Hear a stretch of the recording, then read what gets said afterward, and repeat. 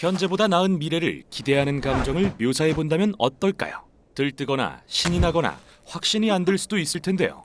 우리 대부분이 알고 있는 이 경험은 바로 소망이라는 거예요.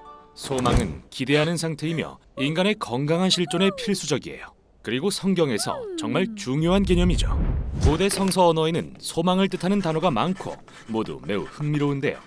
구약에는 소망으로 번역된 히브리어 단어가 2개 있어요. 하나는 야할이고 단순히 기다린다는 의미예요. 노아의 방주 이야기에서 노아가 몇 주 동안이나 물이 줄어드는 것을 야할했던 것처럼요. 또 하나는 카바인데요. 이 또한 기다린다는 의미로서 히브리어로 카브, 즉 끈을 뜻하는 단어와 관련이 있어요. 카브를 팽팽하게 당기면 손에서 놓을 때까지 긴장 상태가 되죠. 그게 바로 카바예요.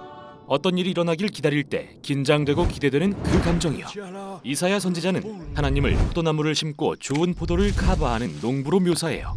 그리고 미가 선지자는 농부들이 땅을 촉촉이 적시는 아침 이슬을 카바하고 또 야할한다고 이야기하죠. 이렇듯 성경 히브리어의 소망은 기다림이나 기대에 관한 거예요. 그런데 무엇을 기다리는 걸까요? 선지자들의 시대에 이스라엘 민족이 자멸의 길로 빠지고 있을 때 이사야는 이렇게 말했어요. 주님께서 비록 야곱의 집에서 얼굴을 돌리셔도 나는 주님을 카바하리라. 그런 암울한 시대에 이사야는 오직 하나님 그분께 소망을 두었던 거예요. 이와 같은 관점은 시편 곳곳에서도 발견돼요. 시편에는 이 단어들이 40번도 넘게 등장하는데 거의 모든 경우에 사람들이 기다리는 것은 바로 하나님이죠. 예를 들어 시편 130편의 기자가 절망의 구덩이에서 외치듯이요. 내가 주님을 카바하는도다. 이스라엘은 주님만을 야할하여라.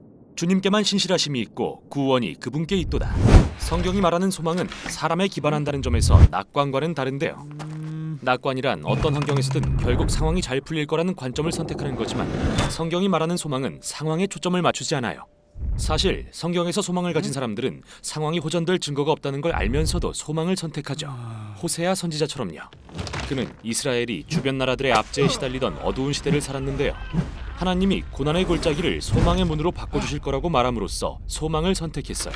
마치 이스라엘이 출애굽하던 날처럼 말이죠. 하나님은 출애굽 때 자신의 백성을 구원하셨던 것처럼 또다시 그 일을 행하실 수 있으세요. 과거에 경험한 하나님의 신실하심이 미래에 대한 소망의 이유가 되는 거죠. 뒤를 돌아봄으로써 앞을 내다보고 그 무엇도 아닌 오직 하나님의 성품만 신뢰하는 거예요. 마치 시편 39편의 기자가 말하듯이요. 주여, 이제 내가 무엇을 카바하리요? 나의 야할은 주께 있나이다. 신약을 보면 예수님의 제자들도 이와 비슷한 소망의 습관을 길렀는데요. 그들은 예수님의 삶과 죽음과 부활이 죄와 사망에 노예된 우리에게 주어진 하나님의 놀라운 응답이라고 믿었어요. 빈 무덤이 소망의 새 문을 연 거죠.